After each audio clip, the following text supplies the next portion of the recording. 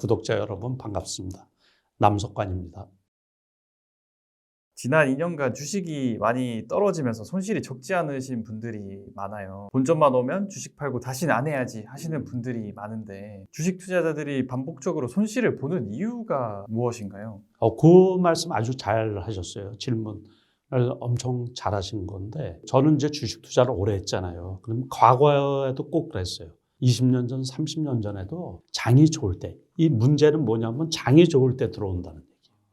장이 좋을 때 들어왔다가 까먹고 나는 죽어도 주식을 안 해. 그래서 진짜 5년, 10년 안 하거든요. 그러는데 주변에서 들리는 게 누가 주식으로 돈을 벌었다 그러면서 사람들이 막 몰려오잖아요. 그럴 때 또 들어온다고요. 안 하다가. 그러면 안 되는 거예요. 그래서 지금 말씀하신 것처럼 2021년 6월 달 기준으로 코스피가 고점이었거든요. 3,300포인트. 그러고서 지금 오늘 같은 경우는 2,500포인트 미치죠. 그러면서 2년 동안 거의 대부분, 물론 그 사이에도 수익이 나신 분들이 있는데 보편적으로 삼성전자, 그 당시에 국민주, 카카오 뭐 이런 것들 사신 분들은 뭐 엄청난 손해죠. 삼성전자는 그래도 마이너스 한 고점 대비해서 9만 원이라고 잡으면 한 30% 마이너스인데 카카오 같은 경우는 만약에 10만 원 이상에서 매수하신 분들은 뭐 반토막이거든요. 지금 4만 원 밑에까지 떨어졌다가 지금 한 만 원 정도 돼서 5만 원 정도 되는데 가장 큰 문제는 뭐냐면 장이 좋을 때 준비 안 된 상태에서 주가가 많이 오른 상태에서 들어왔기 때문에 꼭 손해를 보는 거예요. 그래서 주식 투자를 제가 꼭 당부드리고 싶은 것은 장이 나쁠 때 들어와야 돼요. 장이 나쁠 때. 그리고 사람들이 막 죽겠다 그럴 때 있잖아요. 그때 주식을 시작해야 돼요. 만약에 여기에서 회복되는 시기에 어떤 주식이 많이 올라갈까 공부를 하고서 들어오면 거의 실패를 안 하거든요. 근데 과거에도 항상 그랬어요. 크게 이렇게 사람들을 흥분시키는 섹터가 나왔을 때 과거에 바이오주가 한번 난리 부르스를 친 적이 있었거든요. 그 황우석 박사의 그 줄기세포 관련. 그때 또 사람들이 왕창 들어올 때도 있고 재작년 같이 그 2020년 코로나 그 유동성 공급으로 인해서 주가가 많이 올라갈 때 있잖아요. 수익이 나고서 팔고 나간 사람들은 되게 대박이죠. 그런데 늦게 타신 분들, 다시 말해서 꼭 사람들이 초반에 사지를 않고 막 올라가면 이제 그게 대세인 줄 알고 그 종목도 그렇고 지수도 그렇고 막 흥분 상태일 때 있잖아요. 그러면 그때가 거의 꼭지예요, 꼭지. 그렇게 투자하면 그게 되풀이가 되는 거죠. 항상 장 좋을 때 들어와서 까먹고 장 이렇게 떨어질 때 이제 떠난단 말이에요. 떠나고 지금 말씀하신 것처럼 내가 절대적으로 앞으로 주식은 안 보겠다. 그런 분들은 또 이제 열심히 일을 해서 돈을 모았다고요. 5년 뒤든 10년 뒤든 장이 좋아서 또 막 폭발적일 때 또 그분들 또 들어올 확률이 상당히 높아요. 앞으로는 그렇게 하지 마시고 이 주식 투자는 지금 그 코로나 팬데믹 이전하고 이후로 완전히 달라져 있거든요. 그러니까는 과거에는 그 개인 계좌가 한 700만 계좌였어요. 지금은 1,400만 계좌가 넘어요. 그래서 개인 계좌가 그만큼 늘어났다는 것은 전 세대의 웬만한 분들이 다 주식 투자를 하고 있고 주식 투자에 관심이 있다는 그런 얘기거든요. 근로소득만으로 살아가기가 되게 척박하잖아요. 그러니까는 일찌감치 투자에 좀 관심을 갖고 적극적으로 투자를 어떻게 해야 되는지 그 공부를 일찍부터 할수록 좋은 거거든요. 그래서 기본을 좀 잘 다지고 실전 투자에 나서면 실패하는 일이 적죠. 그렇게 이번에 손실을 많이 보신 분들이 다음에 또 다른 이런 실수를 하지 않기 위해서는 어떤 관리를 하면 좋을까요? 이 주식 투자는 이론적인 게 되게 중요하거든요. 그거하고 플러스 경험이 되게 중요해요. 경험. 주식 투자는 어쨌든 결과론적인 거잖아요. 그래서 주식 투자를 5년, 10년, 20년을 해도 수익이 안 나면 다 필요가 없는 거거든요. 이론적으로 아무리 뛰어났다고 하더라도 다른 거하고 틀리죠, 이거는. 돈을 번 적이 없으면 수익이 나지 않으면 그게 다 필요가 없는 거. 다른 거하고 틀리잖아요. 주식 투자는 무조건 결과론적으로 돈을 벌어야 돼요. 그래서 경험이 되게 중요하고 그 다음에 이론이 밑바탕이 되어 있으면 흔들릴 일이 없죠. 저 같은 경우는 주가가 떨어질 때도 있고 올라갈 때도 있잖아요. 떨어질 때도 걱정을 안 하고 올라갈 때는 어느 정도 수익을 내고서 빠져야 된다는 걸 내가 경험적으로 알고 있고 그러니까는 이럴 때도 수익이 나고 저럴 때도 수익이 나고 그 구조거든요. 그러니까는 주식 투자에서 제일 중요한 거는 이론적으로 장을 분석하고 파악할 줄 알아야 되고 그래서 이론 공부가 되게 중요하거든요. 기본적으로 갖춰야 될 게 그거하고 경험이 같이 어울리면 거의 주식 투자에서 실패하지 않지 않나 그렇게 생각을 하거든요. 물리신 분들 보면은 이 종목을 한 막 1년씩 가져가고 2년씩 가져가고 또 이게 본전 언제 오나 이렇게 기다리시는 분들이 많은데 그런 분들이 그런 실수를 반복 안 하려면 어떻게 하는 게 좋을까요? 그래서 이론적인 거하고 경험이 중요하다 그랬잖아요. 경험 중에서는 이제 어떤 게 제일 중요하냐 하면 손절하는 게 제일 중요해요. 손절. 그러니까는 1년, 2년 하면은 은행 이자도 안 나오잖아요. 거기에다 마음고생이 또 얼마나 심하겠어요. 그러기 때문에 아니다 싶을 때 있잖아요. 그때 손절하는 게 되게 중요한 거예요. 실력이 있는 분들은 저 종목 좋은데 하고서 매수를 할 수 있는데 돈도 없고 묶여져 있어가지고 마음고생은 그냥 밤에 잠도 제대로 못 주무시고 그러니까 병도 생긴다고 병. 저도 과거에 초창기 전업투자하고도 얼마 안 돼가지고 상패당할 종목에 몰린 적이 있었어요. 그래서 결국에 상패가 됐는데 거래 정지가 됐으니까 매도도 못하고 그랬잖아요.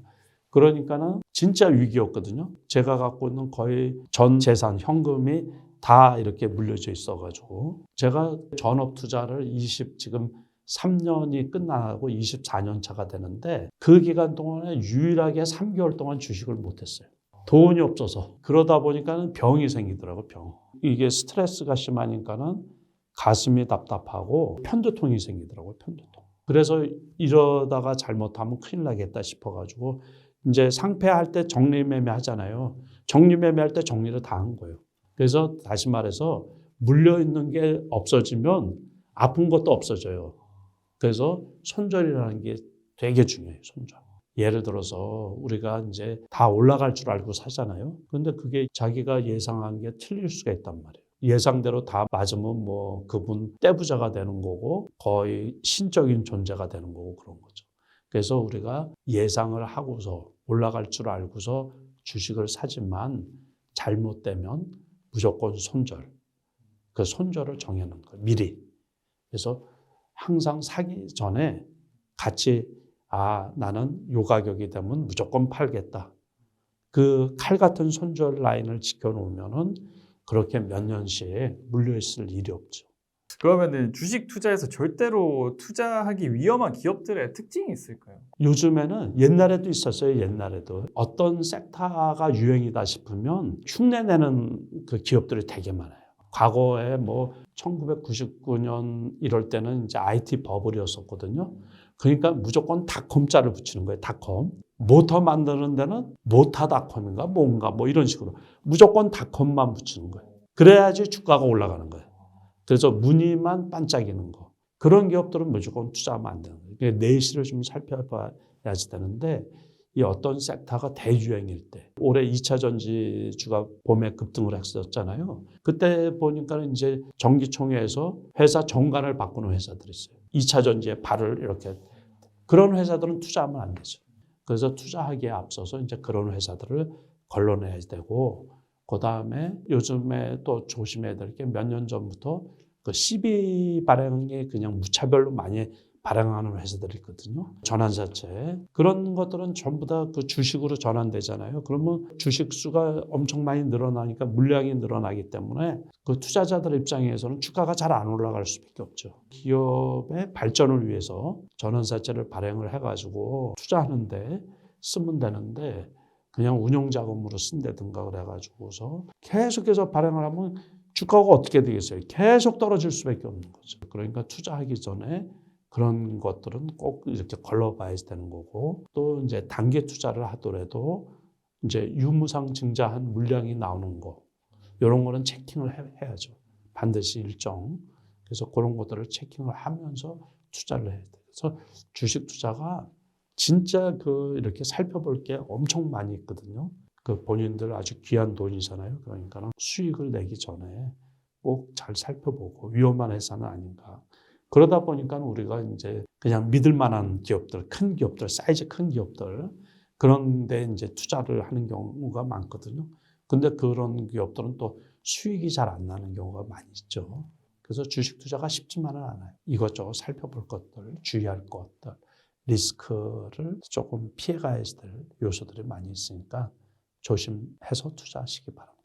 많은 분들이 이제 주식 투자로 하루에 몇 번 샀다 팔았다면 하면은 약간 큰 수익을 올릴 수 있지 않을까. 매일매일 좀 오르는 종목이 있다 보니까 약간 그런 혹하는 마음도 들잖아요. 근데 일반인들도 이제 단타를 통해서 이제 꾸준한 수익을 올릴 수 있을까요? 이제 그 지금 말씀하시는 부분은 트레이딩 하시는 분들, 전업 투자 하시는 분들, 실력이 좋으면 가능하기도 하죠. 그렇지만은 거기에 또 리스크도 엄청 커요. 저는 이제 전업 투자자다 보니까는 저도 실험적으로 상당히 많이 해봤어요.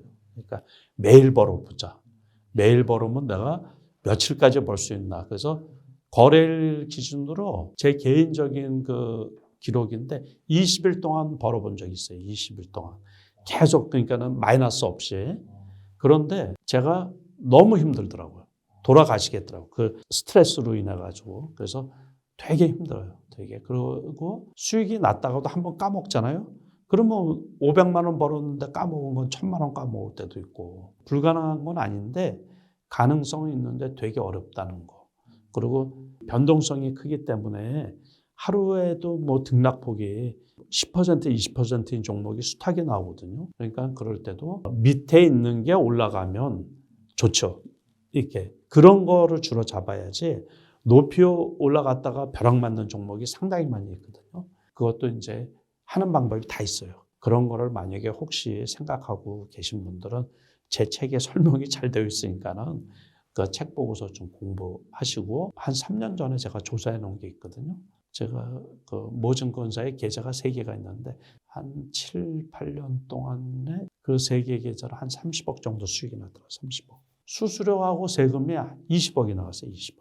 그러니까는 원래는 50억 벌었다는 얘기죠. 거래세 있잖아요. 그거하고 수수료가 20억이 나와요. 저도 깜짝 놀랐어요. 그래서 이제 이 주식은 원래 손해보고 사는 게임이에요. 손해보고서. 예를 들어서 10,000원짜리를 1억 원어치 사면 만주잖아요. 만주. 만주 샀는데 만주를 그대로 10,000원에 팔았어요. 10,000원에 사고서 10,000원에 팔았어요. 그러면 얼마 손해게요? 30만 원에서 한 50만 원 마이너스예요. 그러니까는 사고 팔면 거래세 수수료 해서 그렇게 나간다. 그래서 빈번하게 이렇게 하다 보면 세금 거래세 빼면은 남는 거 없어요. 거기에다 마이너스까지 나면은 손해가 크죠. 잘하는 분들도 엄청 많아요. 그 실전 투자 대회 이렇게 보면은 잘하시는 분들도 되게 많아요. 불가능한 건 아니라는 거. 처음에 이제 전업 투자 시작하실 때 1,000만 원이라는 그렇게 크지 않은 돈으로 시작을 하셨다고. 지금은 성공한 투자자이시지만 전업 투자를 하시면서 경제적으로 힘든 시간도 보내신 적이 있으신가요? 초창기에 어려웠죠. 초창기에 잘 벌었는데 아까 말씀드린 것처럼 상패에 한번 물려가지고 그때 고생 조금 많이 했죠. 그런데 금방 돈을 많이 벌었어요. 그러니까 제가 그 전에 14년 동안 주식을 했거든요. 그래서 그게 밑바탕이 돼서 한 1년 어려웠긴 어려웠는데 어려운 기간이 1, 2년으로 끝이 났고 금방 돈을 많이 벌었던 것 같아요. 2년 지나고 나서부터 벌써 한번 큰 수익이 난 적이 있거든요. 그 다음부터는 거의 탄탄대로로 가가지고 그렇지만 이제 처음에는 조금 어려웠죠. 주식 투자가 가장 어려운 것 중에 하나가 내가 사면 고점, 내가 팔면 저점 이렇게 말을 하잖아요. 그래서 남석환 회장님께서는 언제 주식을 사고 파는 이런 기준을 가지고 있으신지. 그게 확률로 들어가는 거예요. 확률.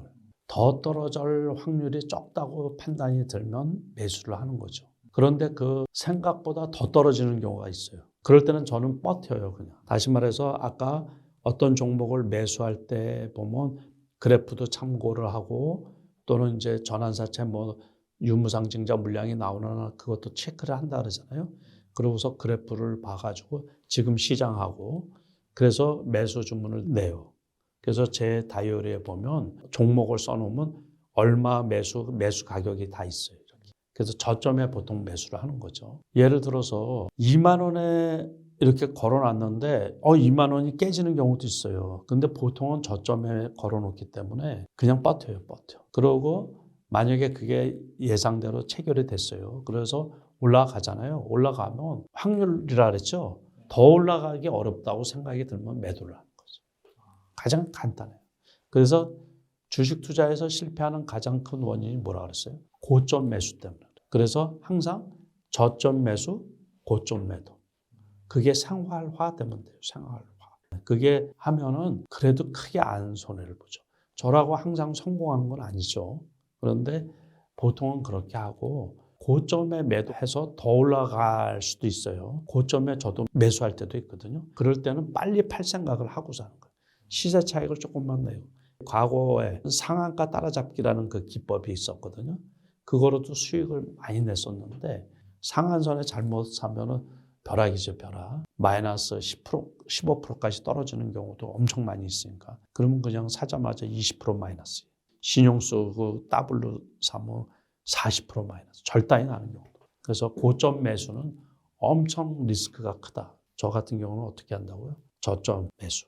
그래도 이것저것 다 살펴서 샀는데 그래도 떨어지는 경우가 있다. 그럴 때는 조금 버티는 경우도 있고. 그래서 마이너스 3%를 책에는 마이너스 5%라고 했는데 저는 아니다 싶으면 그냥 다 팔아버려요. 더 이상 떨어질 게 없다 싶으면은 매수. 더 이상 올라갈 확률이 적다 그러면 매도. 전업 투자를 시작한 이후 23년 동안 단 한 해도 손실을 낸 적이 없다고 하셨잖아요. 근데 이제 2008년과 같은 금융위기 때도 약간 손실을 보지 않으셨다는 거잖아요. 예. 그때도 돈 많이 벌었어요. 제일 중요한 게 뭐냐면 상황이 탁 터졌는데 장기 악재잖아요. 그럼 무조건 매도하는 거예요. 그 2020년 있잖아요. 3월 초순부터 떨어져서 2주간 급락을 했거든요. 주가가. 그러고서 3월 19일 날인가가 바닥이었는데 2월 달에는 별로 안 떨어지고 2월 달에는 이게 별거 아니라고 생각을 했는데 코로나가 3월 초순에는 이제 큰일이다 싶으니까 누군가 미국에서 공매도를 치기 시작을 했거든요. 그때 저도 갖고 있던 돈 수억 손해보고서 다 손절을 한 거예요. 제일 중요한 게 뭐냐면 큰 사건 있잖아요. 아까 말씀하신 2008년 리먼 사태 때도 첫날 무조건 손절을 한 거예요. 그러고서 한참 떨어질 때까지 지켜보는 거예요. 그때 섣불리 저점이라고 사면 안 되고 그 리먼 사태 때도 첫날은 대부분 종목이 다 하한가를 갔거든요. 근데 C조가는 하한가가 아니었어요. 그렇게 어마무시한 사건인 줄은 사람들이 다 예측을 못한 거예요. 그냥 저거 미국에서 금융위기고 리먼이 부도가 났대. 그 정도만 알아가지고 그래서 첫날 마이너스 12, 3%에 다 체결이 돼가지고 저는 주식을 한 주도 안 갖고 있어요. 그러니까는 현금이 딱 갖고 있는 상태에서는 어때요? 더 떨어지기만을 기다리는 거죠. 야, 떨어져라. 그러니까 일단 난 다 팔고 있으니까. 주식을 갖고 있으면 어떻게 돼요? 떨어지면 큰일인데, 떨어지면 큰일인데. 입장이 바뀌어버리는 거예요. 나는 더 떨어져야지 이제 내가 살 타이밍을 노리는 거죠. 그때 이제 2000포인트였던 주가가 900포인트까지 떨어졌어요. 900%. 그러니까 반토막 이상. 요번에 코로나 팬데믹일 때 있죠? 그래프 잘 보셨어요? 거기서도 그랬어요. 떨어지다 공매도를 치니까 그냥 계속해서 막 떨어졌던 거 아니에요. 그래서 원래 사람들이 2200에서 2000 되니까 막 샀던 거예요. 2200이었던 게 2000까지만 떨어져도 200포인트 떨어지니까 되게 많이 떨어졌다고 생각이 들어서 일부 사람들은 그때 산 거예요. 그런데 이게 1900이 되니까 또 사고 1800이 되니까 또 산 거죠. 그게 1800 이하로 떨어지니까 이제 살 돈이 없는 거야. 미리 산 사람들은. 근데 내가 보니까는 2000이 깨지니까 이거 안 되겠어요. 그러니까는 그때 그냥 수억 손해보고서 다 손절을 한 거죠. 그러고서 이제 떨어질 때 조금 며칠 기다렸다가 정신을 차려보니까는 이거 나라가 망하기 전에는 이 1500포인트는 괜찮아. 그러면서 산 날이 제가 3월 19일인가 그래 18일 날인가. 종가 기준으로 코스피가 1500 밑에 있던 이틀이 있었거든요. 그 과거에 2008년도에도 12월 달에 900포인트 밑에를 이틀 찍었었어요. 이틀. 900이 깨지는 날 이렇게 이틀을 딱 찍고서 이제 반등하게 올라가서. 그러면 뭐 어떤 소리가 나오냐면 IMF를 우리가 겪었기 때문에 IMF 때처럼 500포인트 간다는 거. 500포인트. 막 난리 부르스요. 그때 그래서 저도 돈을 많이 벌었어요. 그 다음에 2009년이죠. 그래서 코스피 지수가 1700포인트까지 올라가고 2010년에 다시 2000포인트까지 갔던 거예요. 저는 그 전에 미국 리먼 사태가 터질 때 제가 어떤 공부를 했냐면 1989년에 블랙 먼데이라고 있었거든요. 나스닥 다우 지수가 16,000포인트였는데 한 40포인트 정도 떨어졌어요. 40%. 반토막 근처까지. 그게 회복되는데 2년이 걸렸어요. 근데 시대가 2008년도만 해도 더 이렇게 이제 많이 변했잖아요. 그러니까 세계 여러 나라가 서로 공조하고 그래가지고 2년이면 충분히 회복된다 그랬거든요. 그렇게 공부를 미리 해놓으니까는 자신감이 있는 거예요. 아, 이때는 사도 되겠다, 사도 되겠다. 그래서 떨어질 때 사고 골프 갔다 오니까 그때는 이제 저게 없었죠. 스마트폰이 없던 시대라. 계좌가 돈이 붙어져 있고. 그래서 아무튼 그때 수익이 상당히 좀 잘 났어요. 그래서 결국에는 현금 보유가 되게 중요한 거죠. 네, 그래서 초창기 위기가 오면 저는 현금을 더 좋아하는 거예요. 주식보다. 그래서 이제 과거에는 우리가 고도성장기 때 중국의 그 고도성장기 때 또 혜택을 많이 본 우리나라가 최소한 5% 이상 성장률을 보이던 시대. 그때는 똘똘한 기업들을 그냥 사두면 주식 가격이 그냥 올라갔거든요. 그런데 지금은 성장 동력에 이제 깎아먹은 시대. 그러다 보니까 주식 투자하기가 되게 어렵죠. 그래서 공부를 상대적으로 과거보다 훨씬 더 많이 해야지 돼요.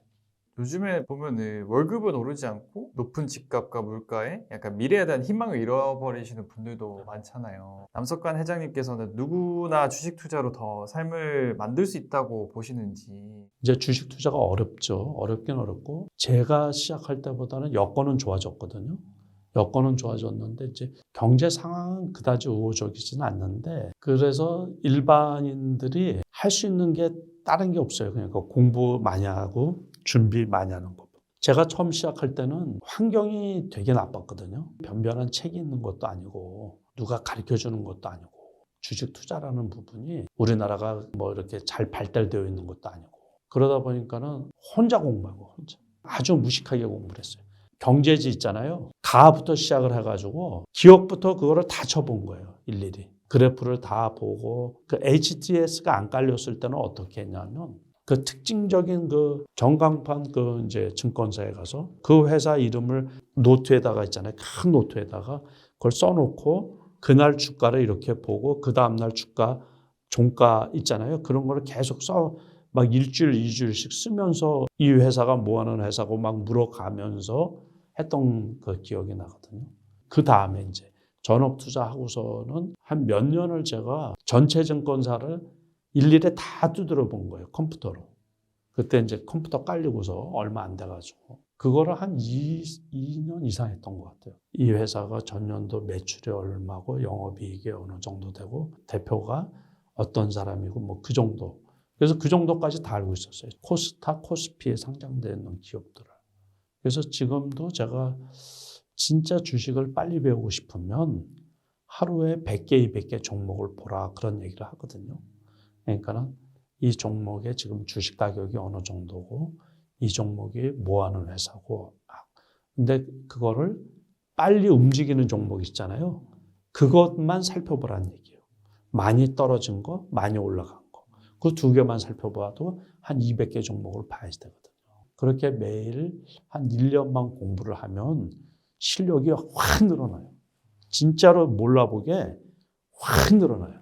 저는 무식하게 옛날에 과거에 공부를 했는데 가부터 시작해서 다 봤다 그랬잖아요. 그렇게 보지 말고 빨리 습득을 하려고 그러면 많이 올라간 종목, 많이 떨어진 종목 그거를 나눠서 이렇게 보면 돼요. 그렇게 하루에 100개, 200개 그렇게 하다 보면 많이 올라간 종목은 왜 올라갔나 그거를 체킹하는 거고 많이 떨어진 거는 왜 떨어졌나 그거를 체킹을 하다 보면 아 이런 때는 올라가는 거고 주식이 이럴 때는 떨어지는구나 그게 정리가 되는 거죠. 그래서 이번에 그 손실 없는 투자 원칙이라는 세 번째 책을 내셨다고 알고 있습니다. 인세는 다 기부하신다고 하셨는데 특별한 이유가 있으신지? 일단 두 가지. 이제 어쨌든 저는 주식시장이라는 그 오픈된 마켓을 이용해서 돈을 벌었거든요. 그래서 그 제도가 있는 게 되게 감사하고 좋은 거예요. 근데 아쉽고 그 안타깝게도 주식시장에 들어와서 손실을 본 사람도 되게 많아요. 그래서 그게 안타까운 거예요. 그래서 저는 주식쟁이가 인세까지 돈을 벌어먹으려고 그러냐. 그래서 이제 기본적으로 인세는 기부하는 게 낫지 않나. 이제 그렇게 마음을 하나 먹은 게 있고, 두 번째는 뭐냐면 책을 쓰는데 너무 힘들었어요. 너무 힘들고 너무 고생스러워서 그 인세가 어떻게 보면 큰 돈이라고 하면 큰 돈이라고 할 수 있지만 너무 아까워서 제가 못 쓰겠어요. 그래서 그거를 좋은 데 쓰자라는 취지. 그 두 가지. 고금리 시대에 주식으로 돈 벌기가 어렵다고 하는데 주식 투자를 해도 괜찮을지. 아니, 준비가 안 되고 어렵다고 느끼는 일반 분들은 안 하는 게 좋죠. 그러니까 은행에 있으면은 그래도 4%, 5% 수익이 나는데 투자해가지고서 오히려 마이너스 보시는 분들도 있거든요. 그런 분들은 안 하는 게 좋죠. 그러니까 사람에 따라서 투자자 사람에 따라서 다른 거예요. 그게. 저희 같은 경우는 저는 주식쟁이라 고금리든 저금리든 그냥 주식으로 그냥 하는 게 직업인 거고, 그러니까는 일반 분들 중에서 그건 이제 본인 판단이죠. 본인이 판단하고 나는 주식 투자에 뭐 아는 것도 없고 그러신 분들이 굳이 왜 주식 투자를 해요. 그러니까 주식 투자를 하시는 분들은 주식 투자를 해서 은행 금리보다 내가 더 높은 수익을 낼 자신이 있는 분만 해야지 되는 거죠. 주변에서 투자를 해서 성공하신 분도 있다고 하셨는데 혹시 주변에서 이제 투자를 하시다가 뭐 실패를 경험을 하신 분들도 있으신가요? 훨씬 많죠, 그거요. 거의 대부분 제가 사람들 많이 만나잖아요. 그러면 많은 분들이 저 외에는 돈 버는 사람 본 적이 없다는 소리들 많이 하는데요. 뭐 그러면 결국에 10분들 중에서 한 5분 이상은 까먹지 않았나 싶은 거예요. 그러면 번 분 5분이 많이 벌었냐 하면 그 중에 한 명이 잘 벌었으면 잘 벌었고 나머지는 뭐 소포. 그거는 이제 장 나쁠 때 있잖아요. 장이 나쁠 때 실전 투자 대회 하잖아요. 그럼 수익 본분, 손실 본분 이게 나오거든요. 장 나쁠 때는 제가 그거 분석을 해놓은 게 있는데 손실 본분 80%, 수익 본분 20%도 안 될 때 있어요. 안 될 때. 그냥 가만히 있어도 상위 한 20%. 그렇죠. 심지어 10몇 프로일 때도 봤어요. 10몇 프로. 장 아주 나쁠 때. 그때 그 실전 투자대를 하는 증권사도 틀려먹은 거지만 어쨌든 그 장이 나쁜데 왜 실전 투자를 해요? 하기는. 그 사람들이 뭐 좋은 뜻으로 하겠어요. 그거를. 운영하고 돌리다 보면 수수료 떨어지는 거 있잖아요. 그거 가지고서 운영비 쓰고도 남아서 실전 투자 대회 하는 거거든요. 그러고서 이제 그런데 그거 장 나쁠 때 뭐 이제 1년 스케줄상 그냥 하겠죠. 근데 공교로 때 그때 장이 아주 형편없어요. 그래서 제가 그거 이렇게 봐요. 그러면 수익 손해 보신 분 80%, 수익 나신 분 20%. 거기에서 뭐 1% 수익이 나도 수익 난 쪽에 포함이 되는 거고 1% 마이너스가 되더라도 손실본 쪽으로 이렇게 포함이 되는 거겠죠. 그런데 그 중에서 이제 엄청 많이 깨진 분들도 있을 거고, 엄청 수익이 좋으신 분들, 상위 뭐 한 10위 안에까지는 수익률이 그래도 비교적 좋은 거고. 그래서 그거를 보면은 이제 장이 좋고 나쁨을 이렇게 볼 수가 있죠. 장이 보통 때, 우호적일 때, 그래도 50% 이상 안 돼요. 수익 나시는 분들이 보통.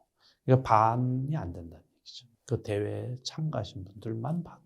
이렇게 주식 투자를 하다 보면 분명 돈도 잘 버는 회사고 산업 전망도 좋은데 주가가 이제 안 오른 경우가 있잖아요. 그런 경우도 있는데 그런 경우는 미리 올랐을 때 미리 올랐는데 미리 선반영이 돼서 그런 경우가 있죠. 지금은 당장 돈을 많이 벌었어요. 그거를 우리가 수익 피크, 영업이익 피크다 그런 얘기예요. 지금은 많이 벌었는데 전분기도 많이 벌었어요. 그러니까 지금이 이제 4분기잖아요. 4분기 끝날 점인데, 그러니까 올해가 이제 마감인데 예를 들어서 2분기, 3분기 돈을 많이 벌었어요. 그런데 4분기, 내년 1분기에 돈을 못 벌 것 같아요. 그럼 주가가 올라가겠어요? 안 올라가겠어요? 안 올라가겠지. 그거예요. 자, 그러니까는 지금 질문에 두 가지 경우예요. 선반영이 돼서 주가가 안 오르는 경우. 그 경우는 우리가 뭐라고 그러냐면 소문에 사고 뉴스에 팔아라. 주식 격언 중에 그게 딱 하나가 있고 두 번째 하나는 뭐라고요? 지금까지 돈을 잘 벌었는데 앞으로 이 영업이익이 이렇게 감소하는 그러면 주가가 안 올라가는 거죠. 그래서 이제 그게 잘 모르시니까는 실적도 좋고 이렇게 돈을 잘 버는데 왜 주가가 안 올라가나 이제 그렇게 생각하실 수가 있는 거죠. 최근에도 보면은 2차 전지라는 그런 섹터가 되게 핫했었잖아요. 그런 주식들을 찾으려면 어떤 눈을 기르면 좋을까요? 그거를 이제 길게 설명하기가 좀 어렵거든요. 그거를 저도 어려워요. 저도 어려운데 이제 그 특징들이 있어요. 그 특징. 그 특징들을 책에 잘 써놨어요. 세상에서 유일하게. 전 세계 주식책 중에 저 책에만 써져 있어요. 제가 썼기 때문에. 그래서 그거를 매년 지금 말씀하신 대로 그런 종목들이 있죠. 섹터에 해당하는 종목이 있을 때도 있고 개별 종목이 그럴 경우도 있고 그래요. 그렇지만은 그 종목의 특징들을 이제 있어요. 그거를 이제 올해는 끝났잖아요. 그러니까 내년에 우리가 한번 기대를 해보고 그런데 한번 열심히 찾아보죠. 그게 이제 섹터의 중심주. 다시 말해서 그 시대의 중심주가 그런 역할을 하거든요. 대시대를 내는 종목들, 올해 2차 전지가 난리 부르스를 쳐서 급등세를 보여준 것처럼. 그래서 내년에도 어떤 종목이든 섹터에 맞는 종목이 나올 수도 있고 아니면 개별성으로 올라갈 수도 있고 이제 그렇죠. 그러니까는 그게 우리가 상승률 종목 있잖아요. 그런 거를 자꾸 뒤져봐야 돼요. 그리고 이 증권사에서 나오는 리포터라든가 아니면 이제 미국 시장에서 잘 움직이는데 어떤 이슈를 해서 움직이는가. 그러니까 지금쯤에 이 이슈가 되는 IT 쪽의 어떤 섹터가 뭔가 또는 바이오 쪽의 어떤 핵심 이슈가 뭔가. 그러니까 예를 들어서 내년 초에 삼성 갤럭시 거기에 뭐가 장착이 된다고요? 동시 통역 기능이 장착이 된다 그랬잖아요. 그렇게 하면은 데이터를 받아서 하는 게 아니고 안에 있는 칩 구동을 하는 거예요. 디바이스가 이렇게 자동적으로 돌아가서 그 기능을 이제 탑재시킨다고 그러는데 우리가 그거를 온 디바이스라 그러잖아요. 그래서 온 디바이스 관련주가 일부 종목이 지금 엄청 급등을 했거든요. 그런 게 바로 지금 당분간 다시 말해서 내년에 삼성 갤럭시가 나올 때까지 이슈가 되지 않을까요? IT 쪽에서. 그런 게 이거하고 해당하는 종목인가 해서 공부를 한번 해봤죠. 벌써 딱 추려서 그러면 벌써 많이 떴거든요. 그런데 추가 상승할 수 있는지 한번 살펴봐야죠. 그런 종목들. 또 내년 초에 미국 라스베가스에서 열리는 CES에서 어떤 기술을 기업들이 선보일 건가. 그게 어떤 제품하고 연결돼서 실생활에 유용하게 사용이 되고 시장이 확대되는데 어떤 기업이 관여가 되는가. 그런 거에 이제 눈여겨봐야 되고. 내년에 반도체가 좋은데 그러면 반도체에서 생성형 AI가 확장될 거라고 생각이 든다 그러잖아요. 그럼 거기에서 어떤 기업이 이익을 볼 건가. 그래서 올해 같은 경우는 엔비디아 관련 주식들이 많이 올라갔잖아요. CPU하고 GPU에서 이제 NPU라고 있거든요. 연산에 많이 쓰는 칩 뭐 이런 식으로 해서 공부를 쭉 해나가는 거예요. 공부할 거 엄청 많아요. 그냥 저 주식 올라가네 그렇게 생각하면 안 되고 거기에서 저 주식이 왜 올라가나 그렇게 이제 하다 보면 눈에 띄는 종목이 있겠죠. 그러면 조금 올라갔더라도 이제 올라타는 방법 그런 것들도 또 다 전략적으로 우리가 좀 많이 올라갔으니까 그냥 확 사면 좀 부담스럽잖아요. 그러니까 그거를 어떻게 사는가 하는 것도 이제 좀 전략적으로 투자자 본인이 이제 고민해 봐야 되는데 어떻게 사면 좋은가 책에 설명이 잘 되어 있습니다. 네, 저성장 시대로 갈 것이라고 하잖아요. 그래서 그만큼 증시도 큰 상승이 어려울 것 같은데 앞으로 우리나라 증시는 어떻게 보시나요?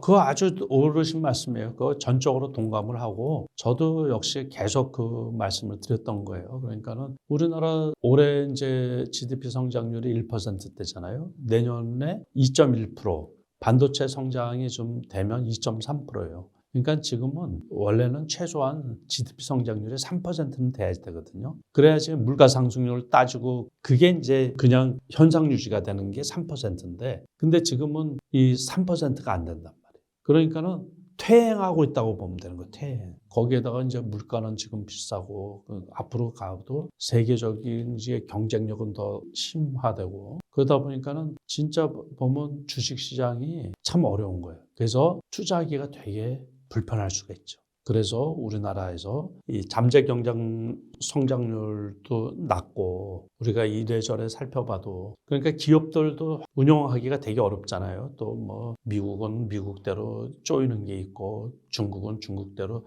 패권 전쟁 경쟁도 엄청 심각하고 그래서 거기에 맞춰서 또 주식 투자하기도 리스크가 되게 많이 발생한단 말이에요. 그러니까 말씀드린 것처럼 어쨌든 기업이 성장해야지 주식시장도 좋은데 그러다 보니까 이제 과거에 장기 투자가 대세였었잖아요. 그리고 똘똘한 기업 뭐 골라서 투자를 하면 주가가 쭉 올라가고 기업이 생존하기가 어렵거든요. 기업이 생존하기가 어려우니까는 투자자가 좋은 기업 고르기가 더 많이 어렵죠. 그래서 이 투자 방법도 지금 많이 달라져야 되는 거예요. 제가 누차 말씀드리지만은 우리나라에선 장기 투자가 지금 상황에서는 앞으로도 그렇고 되게 어렵거든요. 그래서 장기 투자의 그 개념조차도 좀 바꿔서 우리나라에서 효율적인 장기 투자는 6개월에서 한 8개월 정도 이렇게 보시면 되는 거고 가급적이면 이제 방망이를 짧게 잡고서 이제 안타 위주로 그래서 리스크 관리를 잘하고 그렇지만은 계속해서 시장은 기회를 이렇게 제공을 하니까 그 대신 더 많이 이 투자자들이 해야 되는 게 준비를 더 많이 해야 되는 거죠.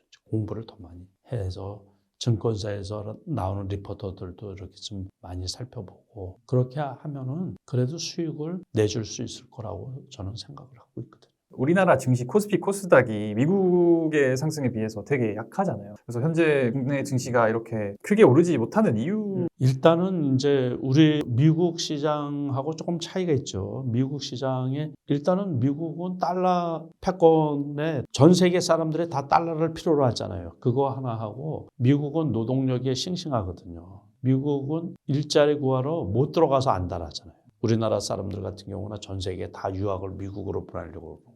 그거하고 우리나라 같은 경우는 지금 말씀드린 것처럼 잠재 성장률도 좀 떨어지고 거기에다가 중국 시장이 나쁘면 우리나라 시장도 조금 나쁜 경향도 있고 저평가됐다고도 할 수 있는데 뭐 그런저런 거 영향이 있겠죠. 미국이 일단은 메이저고 그래서 미국 영향을 많이 받잖아요. 그죠?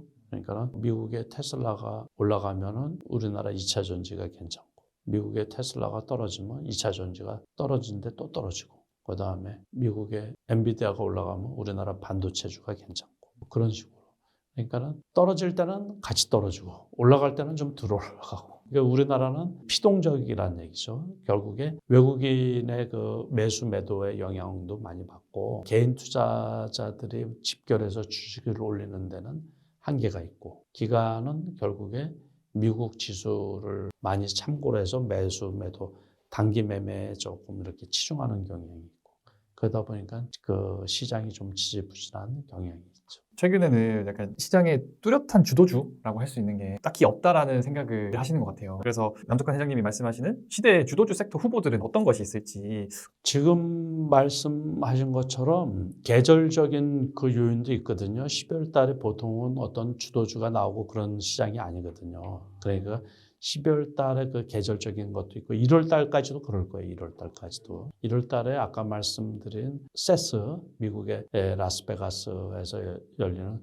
그쪽에 새로 보이는 IT 쪽의 어떤 기술이 보이면 그쪽이 유행할 수도 있고 내년 같은 경우는 그래서 그쪽 그리고 온디바이스 관련 그리고 HBM도 내년에 조금 올해 많이 올라왔지만 내년에 어느 정도 또 상승세를 보이지 않을까 이제 생각이 들고 그다음에 내년에는 바이오주도 괜찮을 가능성이 좀 있어요. 근데 바이오주도는 과거처럼 뭐 테마성으로 올라가는 게 아니고 개별 기업성으로 뭐 조금 어떤 개별 기업에 따라서 실적이나 아니면 개발하고 있는 연구 개발하고 있는 임상 관련 이슈 가지고서 또 올라갈 수 있고 뭐 그러겠죠. 그러고서 내년도 역시 그 시대 중심주가 뚜렷하게 안 나올 수도 있어요. 그렇지만은 이제 시세를 내줄 수는 있죠. 시세를. 그러니까 내년도 그렇다고 해서 뭐 지수가 막 많이 올라갈 것 같지는 않거든요. 그러니까 그거는 말씀을 드리려고 그러면 되게 이제 복잡하고 막 긴데 내년에 잘하면 한 2,800. 그렇지 않으면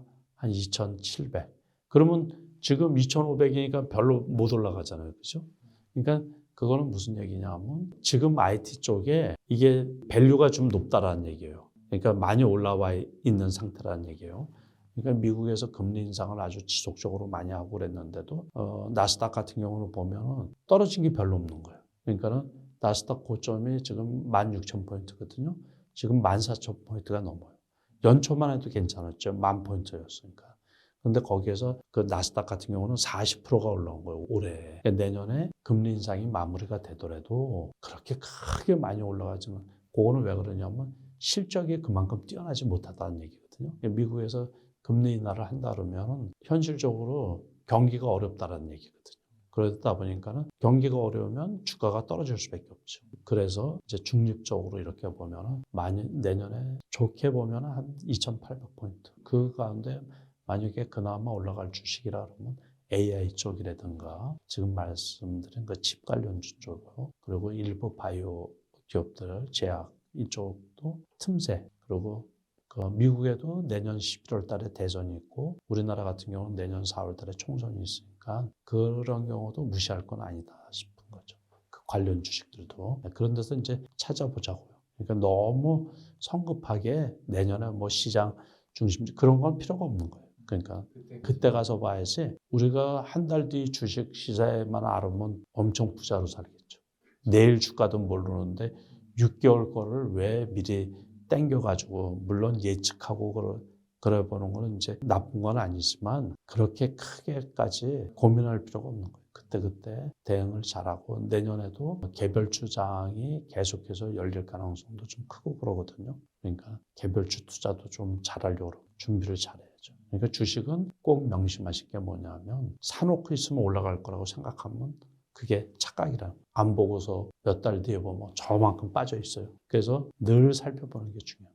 이런 약간 뚜렷한 흐름이 없는 시장에서 더욱 힘들어 하시는 분들도 많을 것 같아요. 그래서 이런 상황에서 남석관 회장님께서는 어떻게 투자를 하시는지 궁금합니다.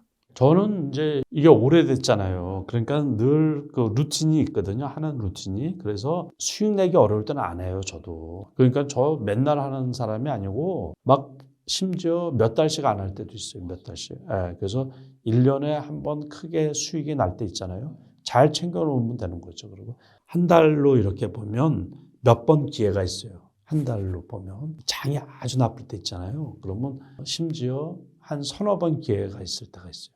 그러면 되는 거예요. 그럼 그때만 하면 돼요. 그러면 되는 거죠. 그거를 가지고서 맨날 하려고 그러면 힘들죠. 그래서 내년에도 만약에 올해 같은 경우도 기회가 많이 있었잖아요. 지나고 나서 보니까는 그게 기회였구나 그렇게 생각을 하는 것처럼 내년에도 기회가 많이 있을 거고 내후년에도 기회가 많이 있을 거예요. 현금만 갖고 있고 실력만 있으면 기회는 항상 오는 거예요. 그래서 나한테 유리한 시장일 때는 안 하면 최고인 거예요. 그래야 이제 벌어놓은 것도 지키고 그러죠. 그러고서 이렇게 바라다 보면 그렇다고 이제 공부를 안 하면 안 되죠. 살펴보는 거는 맨날 살펴보는 거예요. 이게 클릭만 안 하는 거죠. 매수 주문만 안 낸다. 그래서 그렇게 며칠 참다 보면 또 괜찮은 종목이 보이고. 그러니까는 자 만약에 떨어지는 그래프. 그래서 아까 처음에 제가 뭐라고 그랬어요? 올라가는 종목도 살펴보고 떨어지는 종목도 살펴보고 떨어지는 거는 어디까지 떨어졌나 살펴봐서 이 정도면 괜찮을 때 사가지고 올라갈 때 반등할 때 파는 거예요. 아니 이게 이 정도 재료를 가지고 이 정도 떨어졌으면 되겠다. 재료도 없이 떨어질 때도 있거든요. 그러니까 나쁜 일도 없는데 떨어질 때도 있어요. 그래서 올라가는 주식만 하는 게 아니고 떨어지는 주식도 해서 트레이딩 할 때도 역시 마찬가지고. 그러니까 이게 장에 따라서 틀리다는 게 뭐냐면 장 초반에 올라갈 주식이 벌써 다 올라가 있는 거야. 그러면 할 게 없잖아요. 할 게. 그럴 때는 그냥 딴 주식 중에서 반등할 주식을 찾는 거죠. 그래서 제가 작업을 하는 게 있어요. 이렇게 매일같이 루틴으로. 떨어지는 하락률 있잖아요. 한 10개, 20개 종목을 이렇게 또 정리를 하거든요. 올라가는 종목도 10개, 20개 종목을 정리를 하는 것처럼. 그리고 트레이딩 할 때 상승률 이렇게 펼쳐놓고서 봐서 밑에 거 위주로 봐요. 밑에 거. 많이 올라간 거 말고. 그래서 이제 그래프를 클릭을 해봐가지고 그래프가 괜찮으면 매수하고. 너무 이격이 높고 그런 거는 이제 아예 쳐다보지도 않고. 그러니까 유리할 때만 하는 거죠. 유리. 그래야지 내가 이기죠. 어떤 대회나 만약에 싸움을 한다든가 씨름을 하는데 저 압도적으로 나보다 덩치도 크고 싸움도 잘해. 내가 괜히 엉겨 붙어가지고 얻어 터질 일은 뭐가 있어요. 만약에 싸운다 그러면. 그럴 때는 그러니까 우리가 이게 시장이잖아요. 시장인데 이게 죽기 살기 시장 아니에요. 그죠? 벌지 않으면 깨지는 거니까. 벌지 않으면 깨지잖아요. 그죠? 근데 내가 못 볼 것 같아.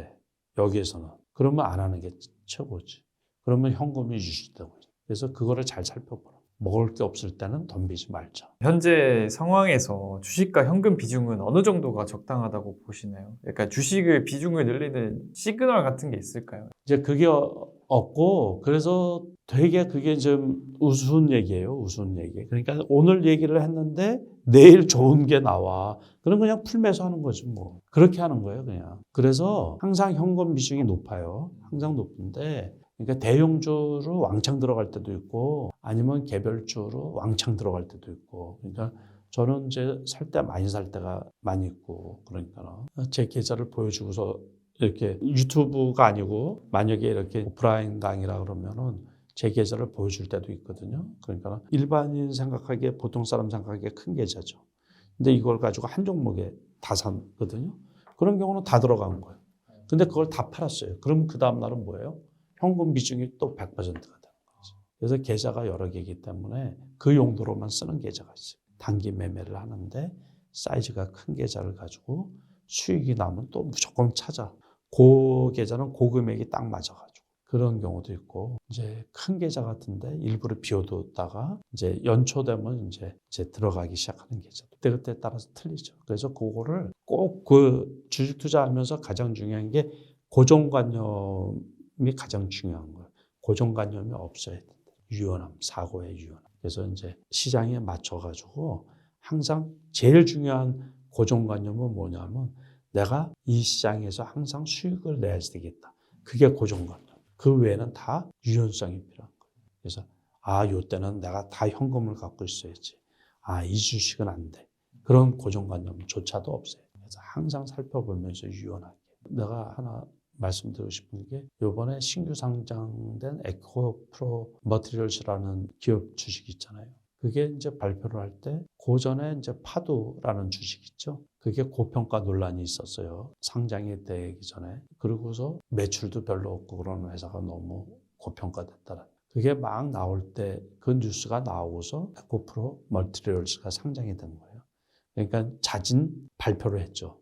상장되기 전날인가 자기네 회사 3분기 적자라고. 그래서 공모가가 36,000원이었어요. 43,000원에 이제 처음 거래가 되고.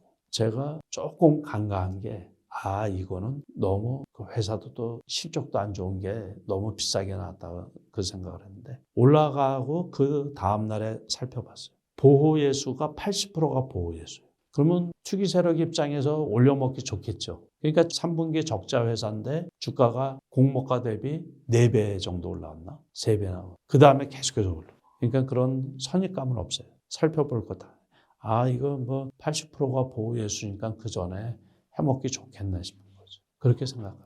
그래서 이런 거 저런 거 생각을 다 살펴보고 그래요. 원래 어떤 회사가 상장이 된다 그러면 제가 평상시에는 그 회사를 다 업종이 뭐고 하고 그래서 이게 얼마에 나왔으면 그래도 너무 터무니없이 비싸. 요즘에는 이제 너무 고평가된 상태로 상장되는 기업들이 되게 많이 있거든요. 그러니까 그것도 좀 잘못된 것 중에 하나인데 그래서 너무 높이 올라간 주식은 그 다음 날부터 계속 떨어지는 경우가 많고 그래서 보름씩 떨어지는 주가 신규 상장주들 되게 많아요. 그러니까 신규 상장주 투자도 되게 조심해서 해야 되거든요.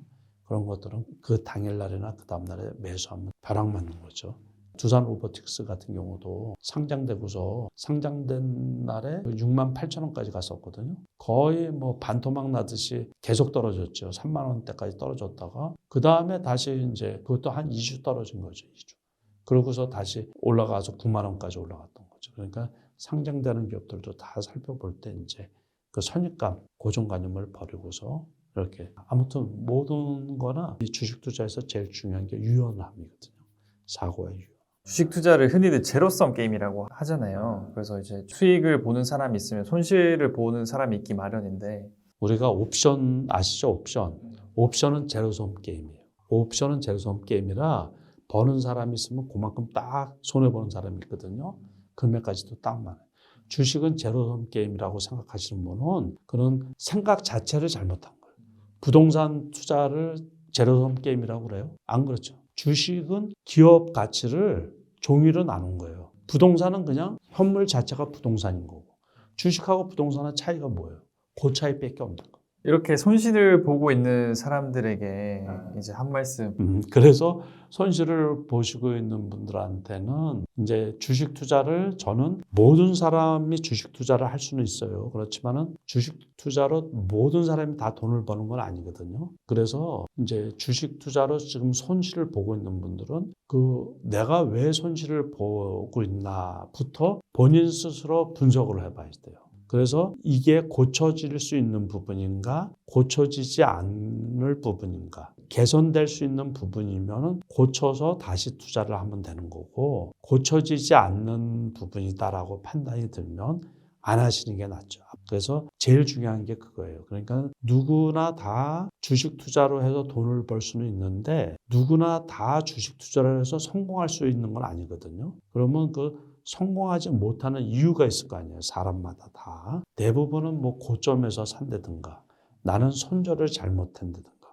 그러면 그 나쁜 거를 일단은 이렇게 메모를 한번 해보세요. 저도 역시 실수하고 미스나는 게 되게 많았겠죠. 근데 그거를 고치려고 무던애를 쓴 거예요.